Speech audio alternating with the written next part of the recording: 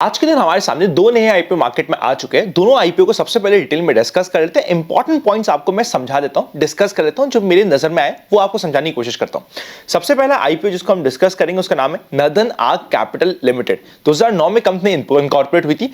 अगर आप ऐसे देखोगे तो आपको लगेगा ये सिर्फ एक एनबीएफसी है, पर अगर डिटेल में जाके देखोगे ये नॉर्मल एनबीएफसी नहीं है। काफी स्मार्टली इन्होंने अपने लोन्स को दे रखा है, बैड डेट्स बहुत कम है, काफी डाइवर्सिफाइड इनकी बुक बनी हुई है। मतलब ये एक ऐसी एनबीएफसी है जो काफी इंटरेस्टिंग लग रही है अपनी स्पेस में। आप बोलोगे इसमें नेगेटिव क्या है?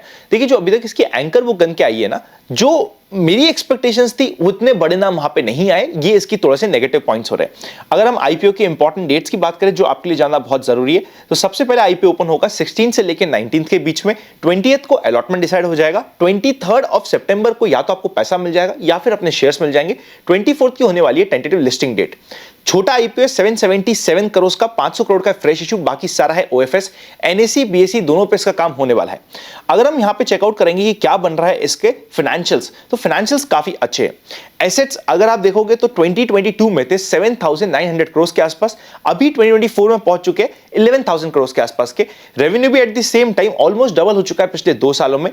प्रॉफिट आफ्टर टैक्स 181 करोड़ से बढ़ते बढ़ते 317 करोड़ पे पहुंच गया। काफी अच्छी ग्रोथ रेट दिख रही है, which is positive for the company. देखिए, आईपीओ का साइज छोटा है, प्राइस बैंड कंफर्टेबल है। प्राइस बैंड है 249 से 263 का, जो इसे कंफर्ट देता है। 263 के प्राइस को बाय द वे हमें यूज करना पड़ेगा।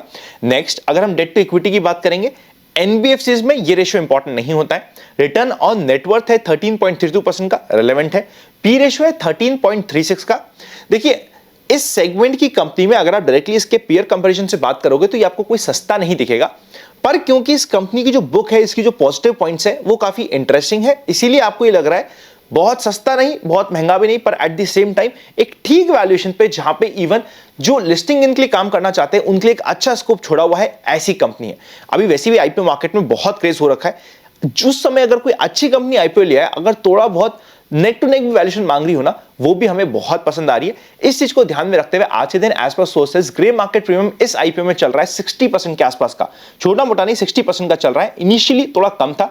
आज के दिन अगर आपको रिटेल में एक लॉट की एप्लीकेशन मिल जाती है, 6800 रुपीज का प्रॉफिट, और एचएनआई कैटेगरी में 90,000 रुपए के प्रॉफिट की एक्सपेक्टेशंस बनी हुई है। ये हो चुका है ये कंप्लीट आईपीओ का रिव्यू, जो हमने आपको डिस्कस कर लिया है, पॉइंट्स को डिस्कस कर लिया। कंपनी में पीयर कंपैरिजन आता है 5 स्टार बिजनेस। कंपनी का पीयर कंपैरिजन आता है कंपनी का पीयर कंपैरिजन आता है 5 स्टार बिजनेस फाइनेंस, जिसका पी रेशियो है 26 का, एसबीएफसी फाइनेंस जिसका पी रेशियो है 36 का, क्रेडिट एक्सेस जिसका पी रेशियो है 13 का, फ्यूजन माइक्रो फाइनेंस जिसका पी रेशियो है 6 के आसपास का। तो थोड़ा बहुत ऊपर नीचे आपको दिख रहा है, अच्छी रेंज में मिल रही है, डिपेंडिंग की कैसी बुक है, पर ओवरऑल एक डिसेंट आईपीओ। कंपैरेटिवली दूसरे आईपीओ से थोड़ी बड़ी साइज का आईपीओ हमारे सामने आ रहा है। Thumbs up to this IPO. मैं काफी एक्साइटेड हूं इस आईपीओ में पर्सनली एचएनआई कैटेगरी को लेते हुए। नेक्स्ट कंपनी जिसका आईपीओ आ रहा है उसका नाम है आर्केड डेवलपर्स आईपीओ लिमिटेड। इसकी भी डेट्स ऑलमोस्ट सेम है। 16 से 19 तक आईपीओ ओपन होगा। 20th को डिसाइड होगा अलॉटमेंट, 23rd को मिलेगा पैसा या फिर शेयर्स, एंड 24th ऑफ सितंबर को होने वाली टेंटेटिव लिस्टिंग। साइज बहुत छोटा है, सिर्फ 410 करोड़ का आईपीओ है, पूरा का पूरा है फ्रेश इशू, कोई इसमें ओएफएस नहीं है, which is a big positive. NSE BSE दोनों पे लिस्टिंग होने वाली है, तो उसको हमें ध्यान रखना पड़ेगा। हम लोग यहाँ पे फाइनेंशियल्स को भी चेकआउट करेंगे, तो एसेट्स हमारे ठीक रेट से ग्रो हो रहे हैं। 575 करोड़ के एसेट्स है 2024 में। रेवेन्यू 635 करोड़ से पहुंच गया, ऑलमोस्ट 3 गुना है पिछले 2 सालों में। अगर हम 2023 वर्सेस 2024 को चेकआउट करोगे तो 184% का ग्रोथ रेट है। प्रॉफिट डबल हो गया। देखो, प्रॉफिट डबल रेट होने की वजह से जो इसका वैल्यूएशन आ रहा है, वैल्यूएशन हमें लग रहा है कि यार ये कंपनी पीई पे ला रही है 20 के नीचे नीचे पीई पे, पर इस प्रॉफिट के आने का एक कारण है, वो मैं आपको बता देता हूं, जो आपको पता होना चाहिए। आईपीओ इंटरेस्टिंग है, इंटरेस्टिंग टू स्टडी है, पर किस वजह से अचानक से प्रॉफिट बढ़ा ये आपको पता होना चाहिए। देखिए, होता क्या है, कंपनी ने बोला है कि हम कंस्ट्रक्शन प्रोजेक्ट्स करते हैं। अगर कोई प्रोजेक्ट 25% से नीचे बना है तो उसका हम जो एक्सपेंस होता है वो बाद में एक्नॉलेज करेंगे हमारी बुक्स ऑफ अकाउंट्स में, वो अभी नहीं डालेंगे।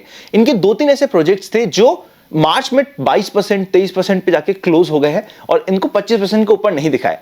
इसकी वजह से इनके एक्सपेंडिचर्स थोड़े से कम डले। जैसे ही वो एक्सपेंडिचर डलेंगे, अपने आप इनकी बुक्स एडजस्ट हो जाएगी।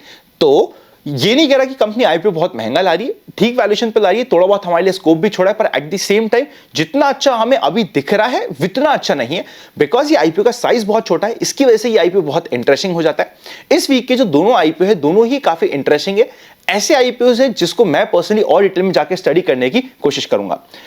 लगे हाथ, क्योंकि हमारा आनंद का फंडा का एपिसोड नहीं आ रहा, शॉर्ट में हम मार्केट की भी बात कर लेते हैं। निफ्टी के लिए बहुत इंपॉर्टेंट होने वाला है 25,250 का सपोर्ट लेवल कल के लिए, 200 मान लीजिए आप राउंड फिगर में। बैंक निफ्टी के लिए 51,800 के आसपास का।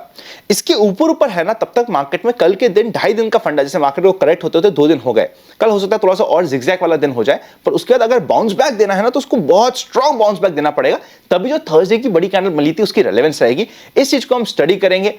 Happy learning and I will see you very soon.